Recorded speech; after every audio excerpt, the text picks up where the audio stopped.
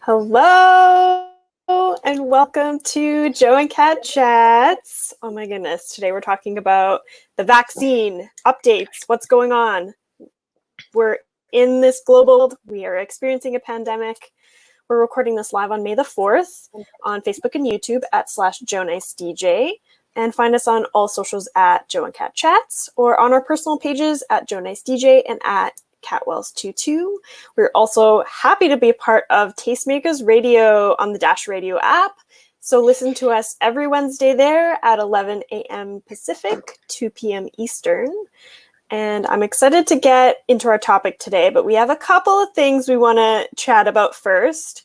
I mean, the first thing is we're t-shirt people, Joe and I. So I have to just say it's May the 4th when we're recording this. I got my Star Wars representing t-shirt. So happy Star Wars Day to everyone.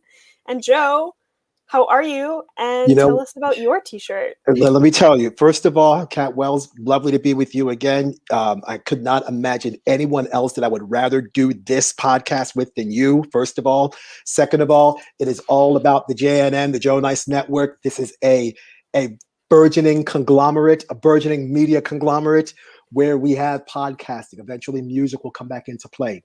We have garments. We have a clothing line is forthcoming on joenicedj.net. Loads of materials coming soon. We have a lot for everybody. I've mentioned this on my Instagram story earlier today. We have socially responsible clothing that's ethically made. So Amazing. It's there for everybody.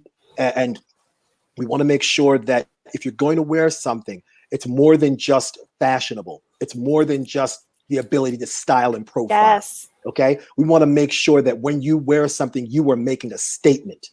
Okay. And the statement doesn't necessarily have to come from your mouth. It can come from what's on your chest. You can see it, you can understand it, and people know what you're about. And that's what we're going to be doing with this latest clothing endeavor that I've got going right now.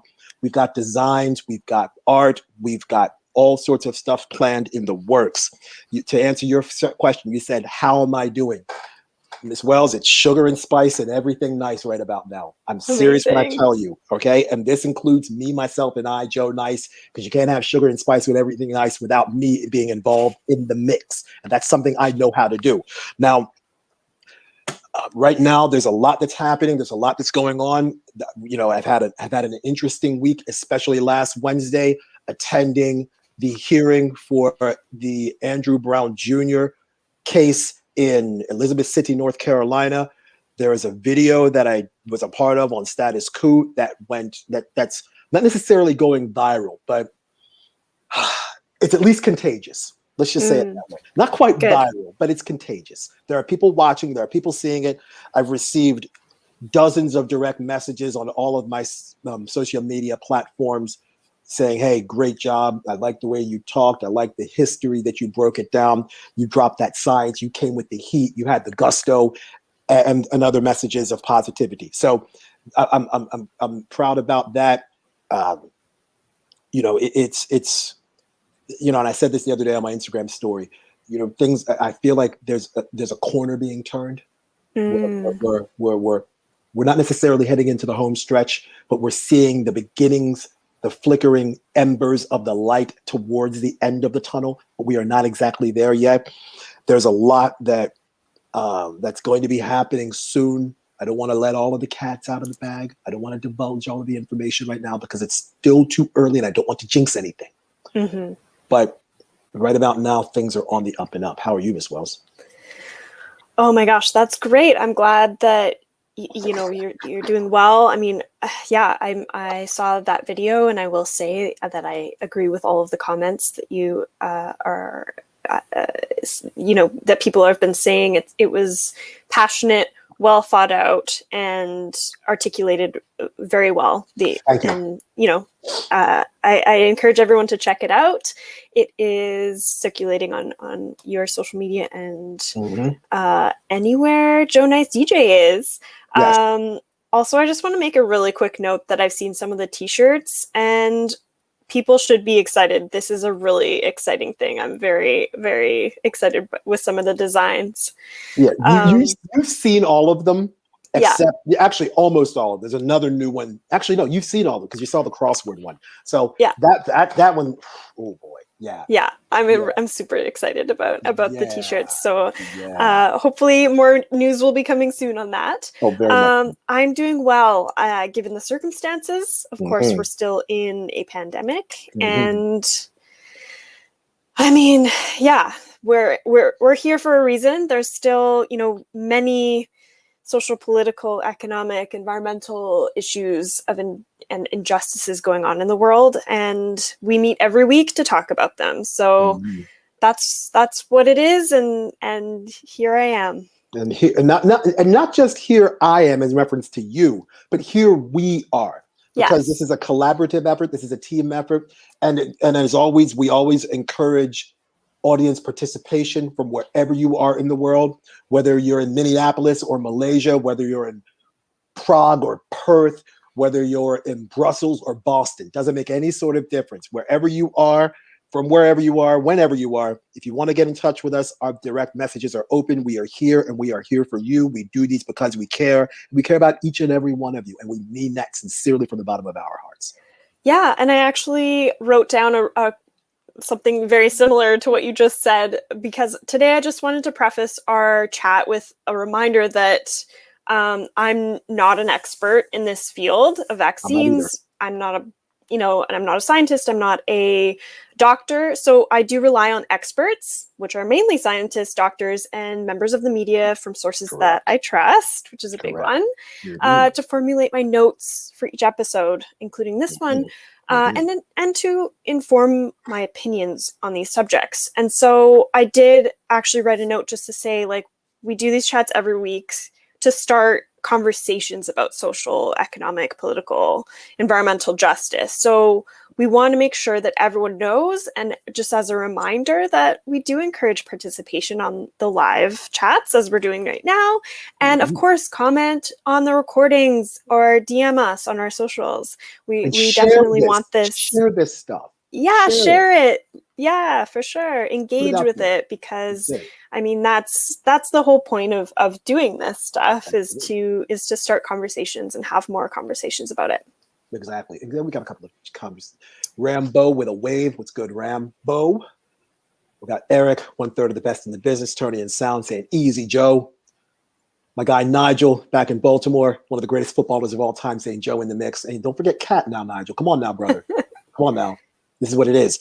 But yeah, let's dive in. Let's, you know, I can't swim, but I don't necessarily mind deep water. And we're going to dive deep today, because that's Yeah. what we're going to be doing today on episode number 47 of the Joe and Cat Chats. But as you so eloquently said earlier on in the beginning of this conversation, I wanted to spend a couple of minutes discussing the Andrew Brown situation.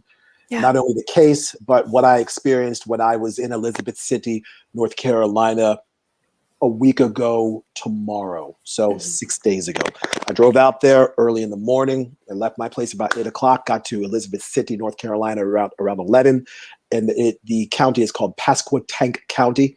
Elizabeth City, North Carolina is about a 3-hour drive away from where I am in the Chapel Hill, Carrboro area of North Carolina.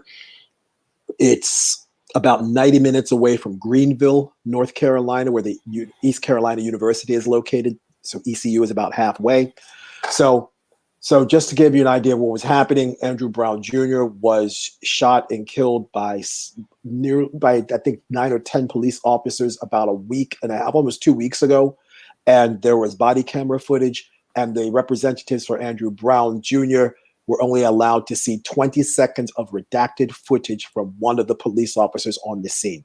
And the police officer that they were able to view the body camera footage from was the police officer that was furthest away from the shooting that took place in Andrew Brown Jr.'s driveway. So there were, I think, 9 or 10 police officers, if I'm not mistaken. There's only 5 body cameras and 1 dashboard camera. Now, and there were, and I was at the press conference. I was standing maybe 2 or 3 feet away from where the attorneys were. And the first attorney was a representative from the North Carolina Press Association. And he represented the media in North Carolina because the media wanted to have access to get the videotape. And the hearing they basically denied access to the videotape for the next 10 days. Then lawyers for the family of Andrew Brown Jr. came out. There were 3 attorneys. One of them was the lady who actually saw the 20 seconds of footage and described what she saw to the media shortly thereafter. And according to her, the judge said that that late female attorney, whose name escapes me at this point, mischaracterized what she saw when she watched the video.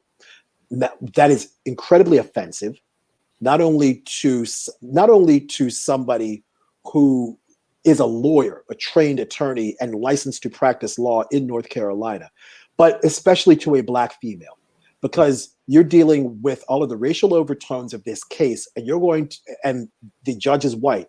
You have a white judge telling a Black attorney that she misrepresented what she saw in the video. Last time I checked, the county and the police department were the ones that covered up the video and redacted the video. So it's going to be difficult to interpret what exactly is on the tape when the tape was redacted before she had an opportunity to see the unredacted tape. I participated in the march, and it was Africa hot outside. It was a long walk. There were police cars and police vehicles all over the place. In addition to Elizabeth City, North Carolina police, there were police from other jurisdictions that were monitoring the protest.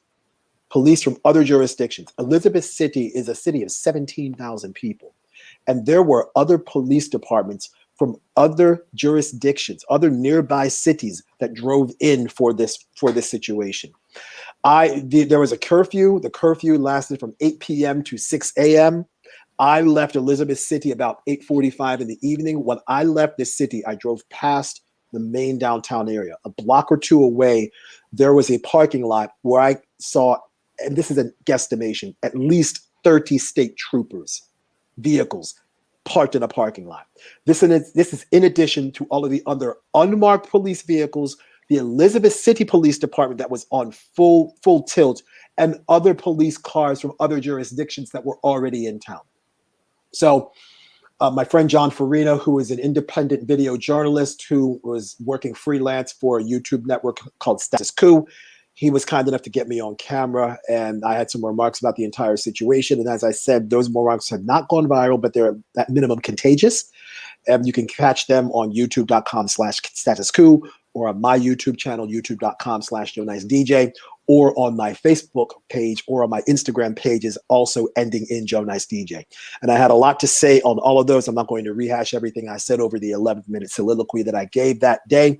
But as I said, to summarize, this is a cover-up within a cover-up. We need unredacted footage. The lawyers deserve to see what happened on that tape. In addition, the public needs to see, because quite frankly, and I know it's an arcane and archaic law in North Carolina regarding videotape footage involving police officers, but quite frankly, if given the current state of the world, especially in the United States, regarding mistrust and distrust of police, with respect to civilians, especially Black people, accountability and transparency is paramount. And more than ever, the videotape should not be a matter of judicial record. They should be a matter of public record. And every time that we have a police department that refuses to be transparent with releasing videotapes, you're consistently at this point violating First Amendment rights. And one of the 5 freedoms of the First Amendment is freedom of the press.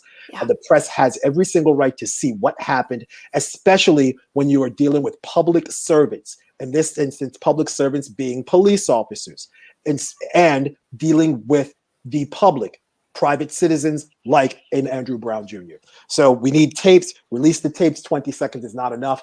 And I might drive out there again sometime later this week, because this is not over by a long shot. And the district attorney and the court system in Pasquotank County, North Carolina, just believes that these Black folks in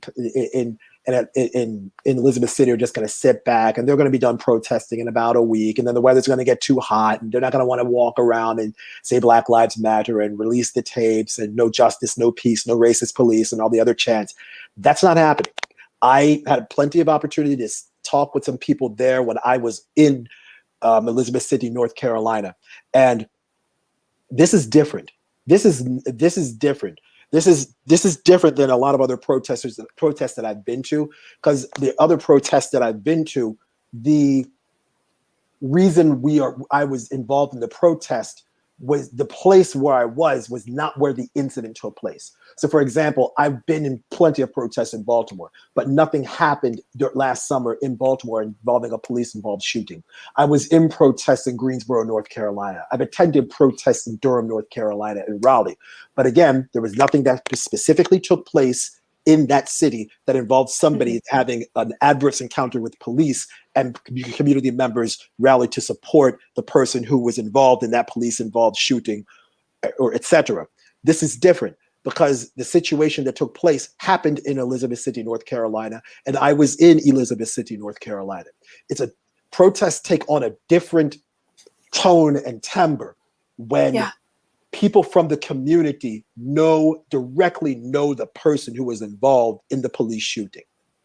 And they went to school with Andrew Brown Jr., or they've had barbecues, or let me rephrase this, they've had cookouts with Andrew Brown Jr. And I specifically say cookouts. We'll talk about that out the air. So it takes on a different tone when Andrew Brown's child is there marching in the streets. It takes on a different tone when Andrew Brown's grandchildren are marching in the streets saying, I want justice for my grandfather, or I want justice for my daddy, or I want justice for my girl, my boyfriend, or I want justice for my coworker. It takes on a different tone when people from the community are demanding justice for somebody from that community. Absolutely. These people aren't letting up. They're not giving this up. They're not giving this up. They're not going away, nor are they going away quietly, nor should they go away quietly. Nor should they. Exactly. Nor should they go away quietly.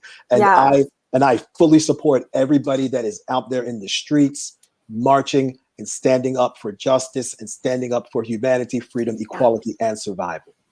Yeah, we are with you. Absolutely. And Joe, thank you so much for outlining all of that. I know that we could probably talk about that for the whole episode, because you said a lot of things that I really want to comment on, but in the interest of time, I think we should move on.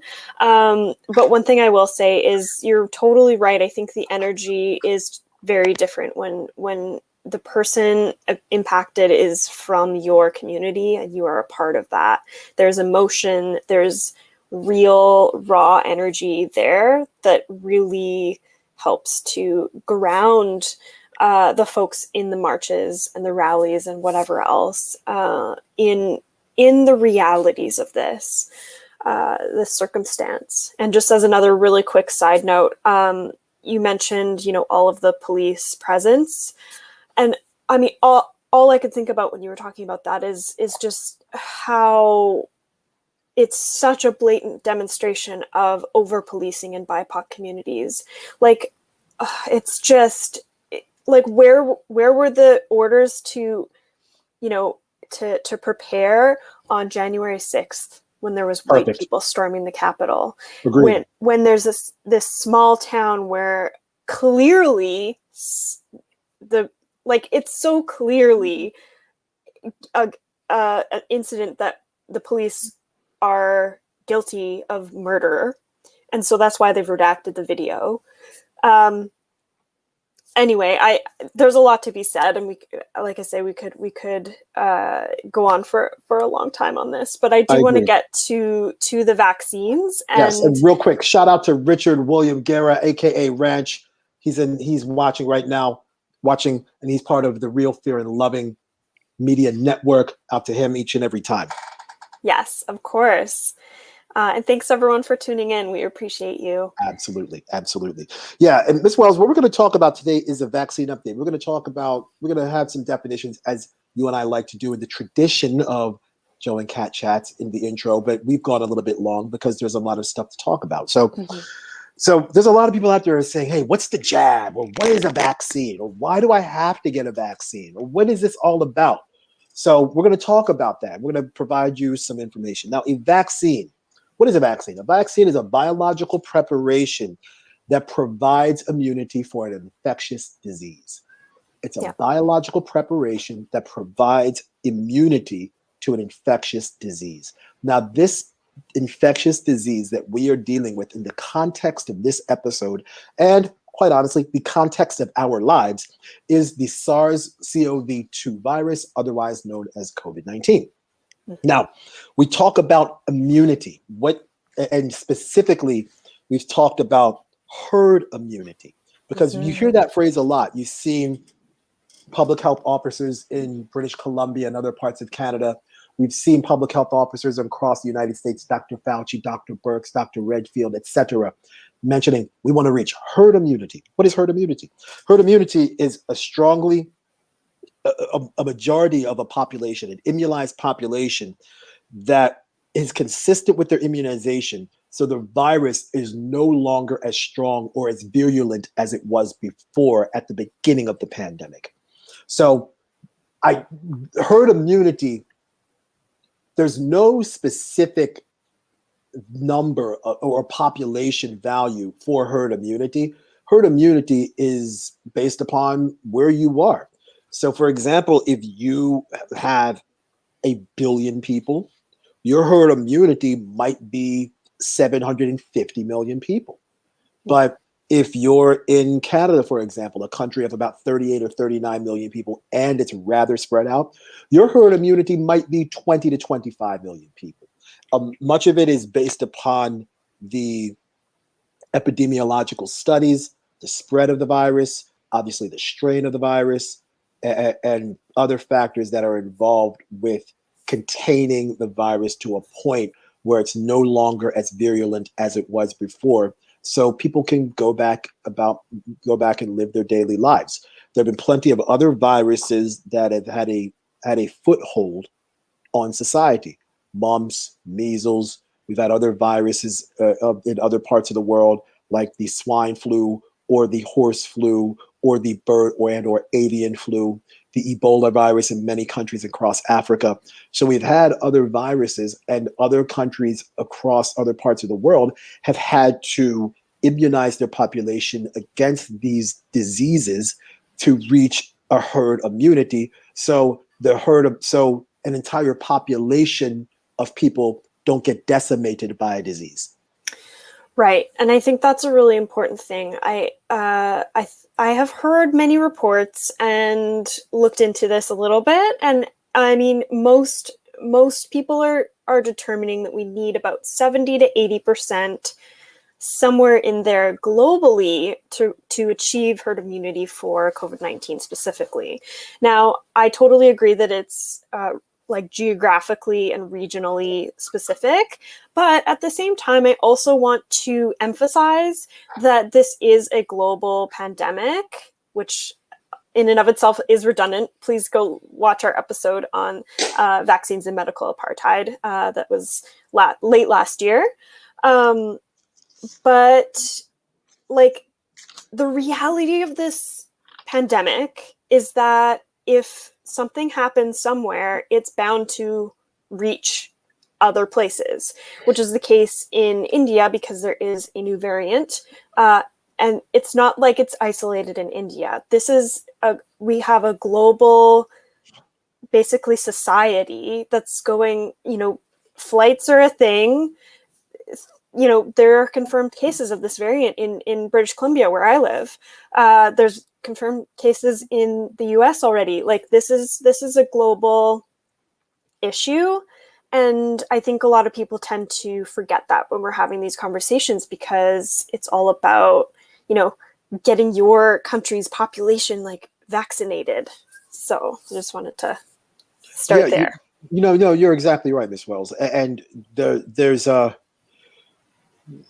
ethnocentric point of view with respect to dealing with the vaccine, because so many people think that the vaccine only affects them, when in order to really get moving again, like we all were pre-pandemic, there needs to be a global vaccination process or a global herd immunity, as you so eloquently said a couple of minutes ago. And as we said in a couple of different episodes regarding the vaccine, there are some countries that will not get an opportunity to get the vaccine until the beginning of 2023. Yeah. We are approaching the middle of 2021. And in some of the reports that we've outlined, they didn't say the beginning of 2023. They just said sometime in 2023. That could be May 4th, 2023. That could be December 25th, 2023. That could be March 17th, 2023, which is actually a really good day on your calendar. You all should circle that. So it's Joe's birthday. yeah, thank you. Yeah. For those who don't know. For those who don't know. For the uninitiated. Exactly. Yeah, exactly. Exactly. So and so I think this is sort of a demonstration. These are examples of how vaccine apartheid is sort of becoming a pervasive issue. So I looked up this stat today, and it was shocking. So there's 10 countries in the world that have administered 75% of the vaccines worldwide. 130 countries in the world have it to give their citizens a single dose. Now, I have a quote saying this. Quote, say it again, please. Oh, say it again, please. Yeah. So 10 countries have administered 75% of the vaccines produced in total. Okay. 130 countries have yet to give a single dose.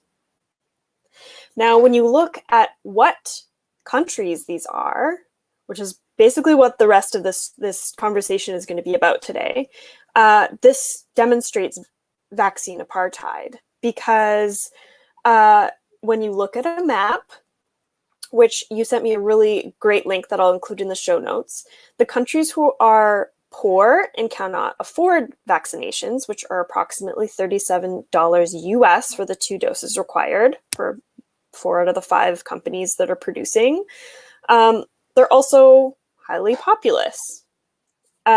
These poor countries tend to be in the same places where industries have long been exploiting resources, which is something we talked about in the colonialism episode and many other episodes. And in the climate justice sense, they are the countries producing the least carbon footprints, but bear the most challenging circumstances when it comes to increasing frequency and severity of extreme weather events, which usually become disasters that are caused by climate change. And that's something we talked about in the environment episode, which I think was episode number 30, if I'm not mistaken. I don't remember what number, but yeah, we did talk about it. Yeah. You sure did. So basically, so the quote that I wanted to read is there's this artificial scarcity that creates a global, an additional global crisis, making room for the virus to mutate and potentially grow more contagious and vaccine resistant because of this disparity between the 10 countries and the 130 countries that have no access at all to vaccines. Wow. I don't even know where to begin with that. But no, because it's shameful that we live in a world where everybody is dealing with this pandemic, but there's no sense of community, no sense of collaboration instead of competition, no sense of conviviality, nothing. It's just, okay, we've got ours, to hell with you. And again, I merely skimmed the article that I sent to you earlier on, but we talked about colonialism, and we also talked about capitalism and the Human Development Index. I'll be willing to bet you that the countries that either have low or no access to the vaccine are countries that are probably lower on the Human Development Index scale. And I'll be willing to bet you that the top 10 countries that produce 75% of the vaccine have high Human Development Index scores. And if you remember from the Capitalism and HDI episode, there was also another statistic that we not necessarily glossed over, we didn't spend a whole lot of time on, called the fragile state score. Right. And it operates in an inverse of the human development score. So if you have a low fragile state score, that means your country is relatively stable. If you have a high fragile state score, that means your country is all over the place and could completely collapse in any minute. And I'll be willing to bet you that the countries that don't necessarily have strong governments or strong social systems to support their citizens, and that is a tough sentence, strong social systems to support their citizens, oof, are going to be countries that are not going to have as much access to the vaccine, or their governments will make their citizens pay for the vaccine. For example, in India, the cost of the vaccine in India is approaching, I've seen numbers of $1,100. I've seen $900. I've seen 900 euros. It's expensive for the vaccine. That's what I've seen regarding India and the access to getting the vaccine. Okay. Go ahead, I haven't seen anything that says that they're charging for the vaccine in India. But I have seen that oxygen tanks are going for that much, which is a big problem, and we need to talk about that more. Well, let's discuss that. Let's get into it. Yeah, okay. So India, the death toll as of this morning, or I guess yesterday, there's 20 million active infections in India right now. Yep. And this is a vast number. I think it's really important to just take note of how many people that is. That's half of the population of Canada. Exactly. But there's also massive underreporting, both because of the political situation and just the nature of how, the hospital system is failing there. And so people are just getting sick and dying at home. And you don't report necessarily for taking care of a loved one where, all of your family is sick. So the hospitals, the healthcare infrastructure is collapsing in India right now. Yes. Hospitals are overflowing. Crematoriums have several hour wait times for family members of deceased. Oxygen shortages have created a surge in black market, and that's where I've seen like upwards of $900 to $1,000 US for just one canister of oxygen, because COVID-19 is a virus that impacts your lungs. You need oxygen to survive. Correct. if you're impacted severely. Vaccine shortages, even though anyone over 18 years of age can get it in India, and India is also the biggest producer of vaccines, but they were being sent elsewhere because capitalism. Sorry.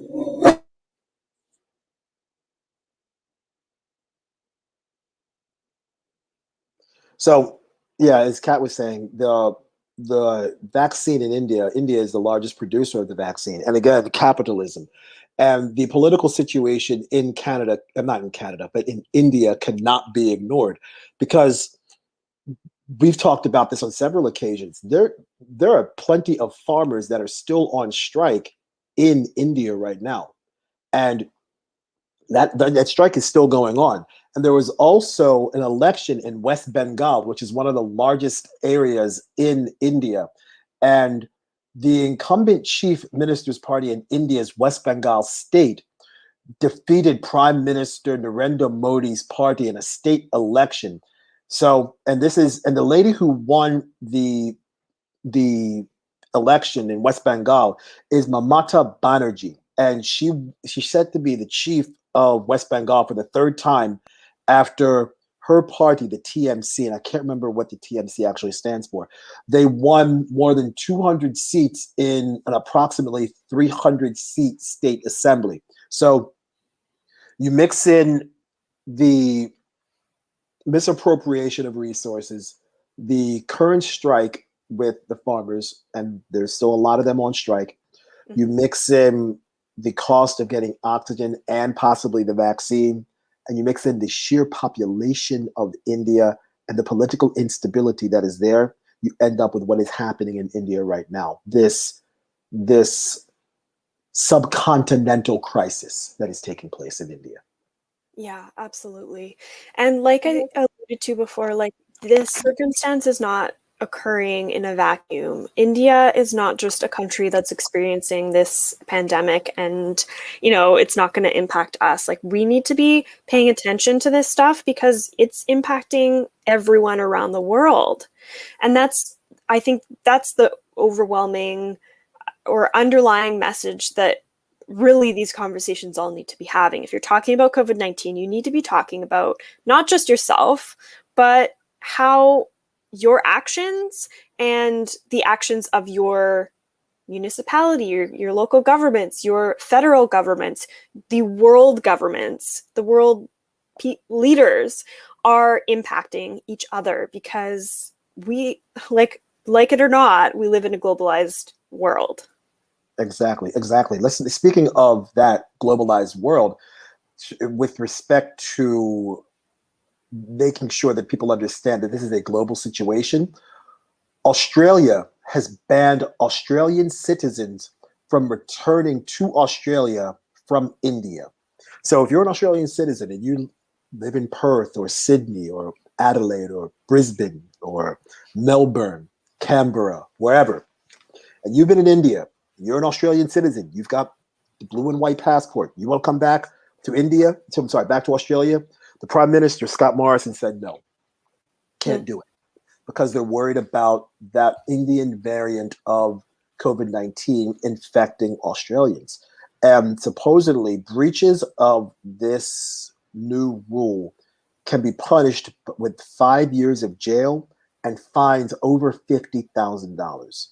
And according to the Prime Minister, Scott Morrison, he said that this decision to ban Australian citizens from returning to Australia is in the interest of public health. And many times you'll see leaders of countries make decrees or have their own rules that in the interest of public health. Take, for instance, what's happened in Canada with your Prime Minister, Justin Trudeau. Take a look at more, if we go into a deeper level, take a look and see what's happening in Toronto with the mayor, I think it's Doug Ford. Yeah, the Premier of Ontario. Yes, yes. And take a look at exactly. Take a look and see what's happening there and how many of the decisions that are being made are supposedly in the interest of public health, but they're not offering paid vacation and paid time off for people in Ontario. Yeah, paid sick days is really what's required.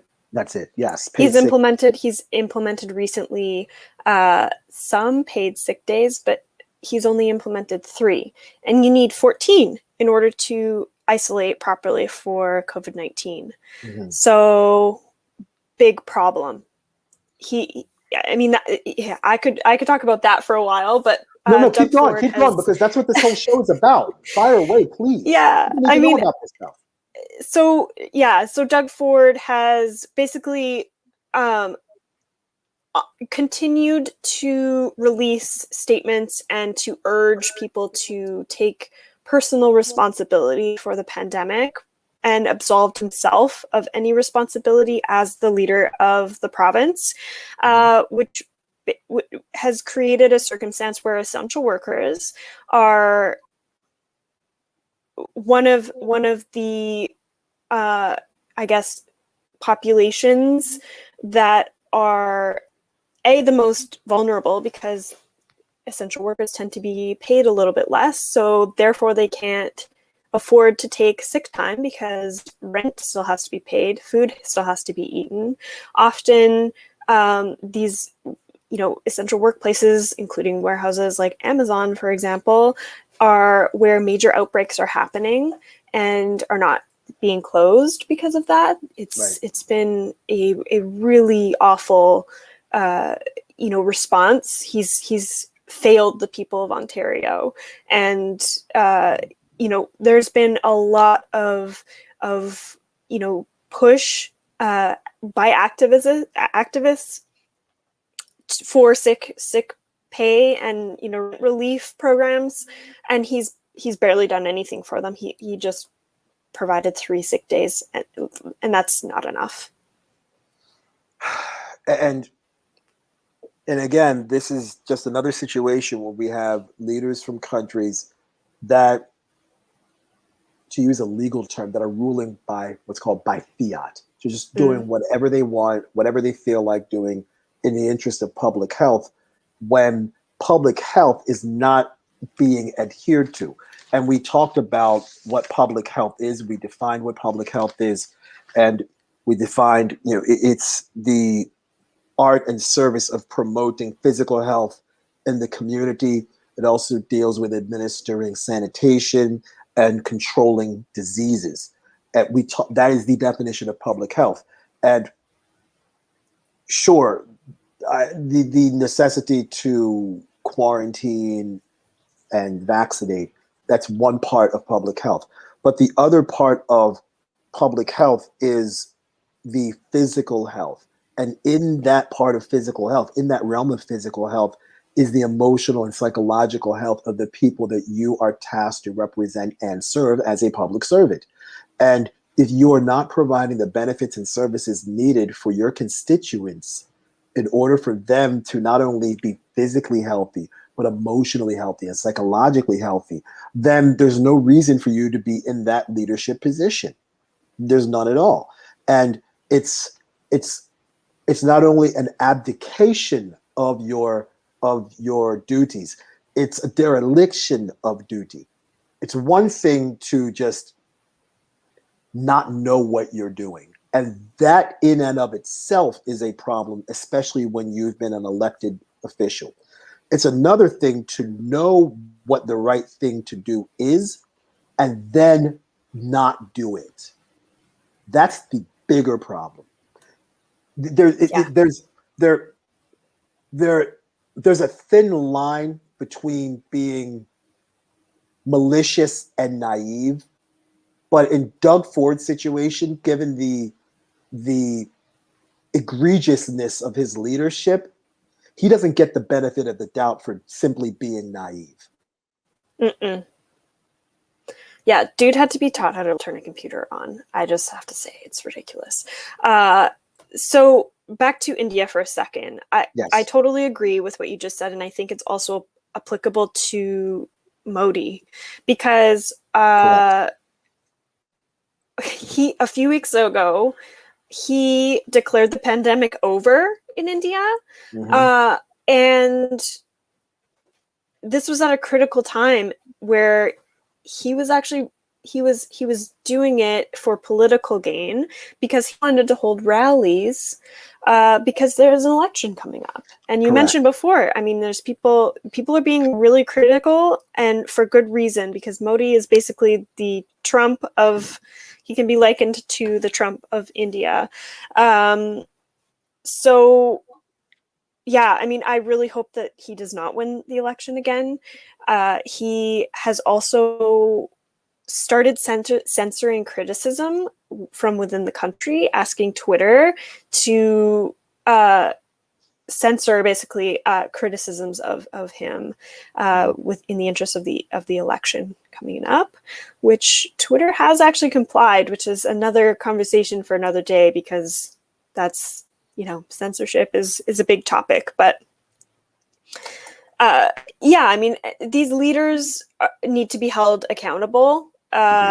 We are in a pandemic that impacts the most vulnerable first. And when we're talking about vaccines, the rollout of these vaccines has been lackluster, I guess, at best in Canada, which is the country I'm most familiar, because that's where I reside. Only 34%, just over 34% of the population has received 1 of 2 doses. We way over ordered the vaccine, so did the US. And our leader here, Trudeau, said, oh, we'll just donate the excess. But this is contributing to, all of the problems we're seeing now, because access to the vaccine for, like I said before, those 130 countries who haven't even had the chance to administer one dose, these places are populated with, really vulnerable people. Yeah, and it's interesting. I don't know if do you have the statistics available for the United States by chance, please? The US has 45% of the population with at least one vaccination. Okay. And in terms of people in the United States with both doses, please? I think it was about 10% less than that, so around 34%. 34, 35%. Okay.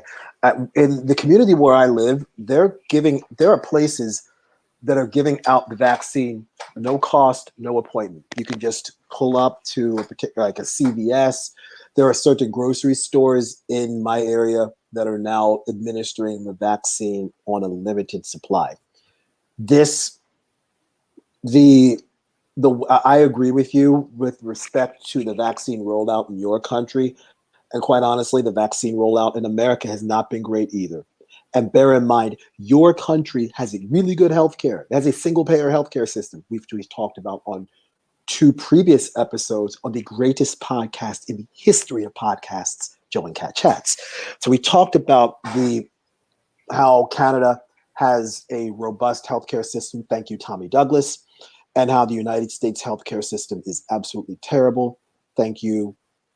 We can say thank you, Barack Obama, thank you, Mitt Romney, but ultimately thank you, Heritage Foundation. And if you want to learn more about the United States healthcare system, listen to both of those previous episodes of the healthcare on Joe and Cat Chats enterprise. But this kind of rollout where we're now seeing in some places where you can get a vaccine at a grocery store, you could be in the produce aisle getting avocados, you leave, get a jab, go home. This is what should have been done months ago. Yeah.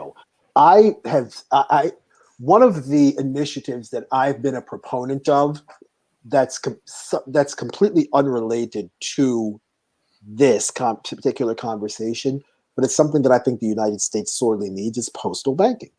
Because I've talked about how there is a post office in every community, and people need the opportunity to have low-cost financial instruments and get away from the vice grip that large corporate banks have on our population. This same sort of situation regarding vaccinating people could have easily been done, at least in my opinion, through the United States Postal Service. I've said it before and I'll say it again. The United States Postal Service is the world's largest brick and mortar retail network. So as a result, there are vehicles around all over the place. And from what I understand, every single zip code in the United States has a post office. If the public health system of the United States was organized, they could have easily set up kiosks or stations or had mobile units available at every post office in the United States to help administer this vaccine, because everybody needs a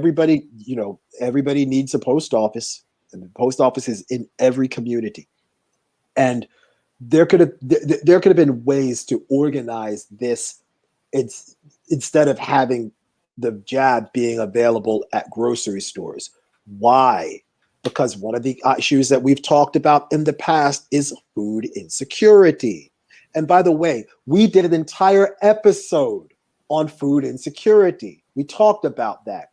So, and I've talked about the 4 institutions that every thriving community should have: a bank, a grocery store, a hospital, and a school.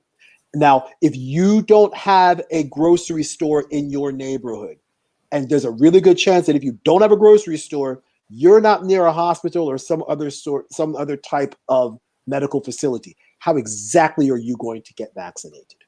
Yeah. Yeah, that's a really great point, and I appreciate you bringing it up. Yeah, I mean, this is not only a global issue, it's a local issue as well, because these vaccine rollouts were were terribly implemented. And while I know there's logistic issues with the proposal, but I mean, there's ways to get around, the refrigeration, for example. You mentioned there's like mobile units you could produce, and it's America. You can, in Canada, like we can produce these things because we have the capital to do so, unlike many of the other countries who are poor and can't even afford to buy vaccines. I just wanted to real quick, just to give you just something that I want to piggyback on with what you said. One thing that Canada and the United States has in common is we both like beer. We both like it. Okay. I mean, I haven't had a drink of alcohol in over a couple of years, but Canada likes their beer. You don't drink your Labatt's in Canada, and United States, we like our Miller Lite or Heineken, depending on what imports, or Corona, depending on what part of the country you're in. There are large vehicles that are just built to just move beer from one place to another, distribution-wise. And these vehicles are refrigerated. All of them. I mean, so if you can they would need work to beer, but it's a different kind of vaccine. I know it has to be a little bit colder, but my point is, colder. Yeah, a lot colder. But I know some of the vaccines don't need to be minus 70 degrees centigrade. Some of them need to be, I think, not necessarily like minus 20 for the Moderna. Yeah. Correct. Which is Celsius. I don't know what the Fahrenheit. It's about minus 15-ish. There's a way to do the math. I can't remember it off the top of my head, but it's cold. It's really cold. But I mean, if you can get beer from one part of a state or one side of the city to another, don't you think you could retrofit some of these vehicles to make sure that the truck is cold enough to transport the vaccine from one place to another, or from one distribution center to another? That's the kind of forward thinking that my government and your government refuses to engage in. This is the type of innovation and creativity that is sorely needed now more than ever. But we're still trying to distribute a vaccine as if technology is not available for us to figure out other ways to get around the logistical issues that plague my country and yours. Yeah, and that actually is a really good way to lead into another conversation that's been happening all over the place in the last, few months, I guess, which is the patent waiver. So the WHO has a agreement called the TRIPS agreement, which means trade-related aspects of intellectual property rights. So this agreement is to waive patent laws for this particular vaccine, and it's a document that's been created. We are waiting for the EU, the UK, and the US to sign on, which tells you something about who the quote-unquote global powers are in the world. That we need these three countries to sign off on before doing it. As well as Brazil and Japan, who are also opposing this agreement. Although I will say the US is reconsidering this, and Canada, of course, in the very Canadian way, we're waiting for a consensus decision. So we're just staying out of it for now. And I hope people understand how funny what you said actually is. If you're not from Canada, or if you've never lived in Canada or spent time in Canada, that's just what you said was whatever. But I've lived in Canada, I spent time in Canada. That's actually more funny than you realize. So thank you for saying that. So basically, a patent waiver would help people overcome legal barriers, which is a fancy way of saying that people are not going to get sued if the big corporations, or by the big corporations, I should say, for producing the vaccine. Now, the reason why the vaccines are historically the best way to ensure funding for other life-saving research and drug development. That's why they're important. Patents are important. But I would argue that this is not the time for these rules. We need herd immunity between 70 and 80% of the world. for this virus to stop spreading and mutating, because the more it spreads, the more it'll mutate, the less likely the vaccine will be able to produce resistance to this virus. And so I wanted to read a quote really quickly of an open letter that actually was created by a nonprofit in South Africa who is suffering, and they just got the first shipment of their vaccines this week. Yes. In fact, it happened yesterday. Yeah, yesterday. So yeah, I mean, it was the Pfizer vaccine. For months and months, yes, and it was through the COVAX program. Yes. So this open letter by a nonprofit in South Africa writes to World Health officials, quote, "The dire shortage of vaccine supplies is not due to any inherent technological limitation in scaling up production, but rather a seemingly deliberate decision to not allow production scale up to what the global pandemic requires. And while we acknowledge that there is insufficient manufacturing capacity right now in the world, a combination of investment in immediate capacity scale up and concerted effort to facilitate technology transfer could help rapidly solve this problem," end quote. And that's from a website called africasacountry.com.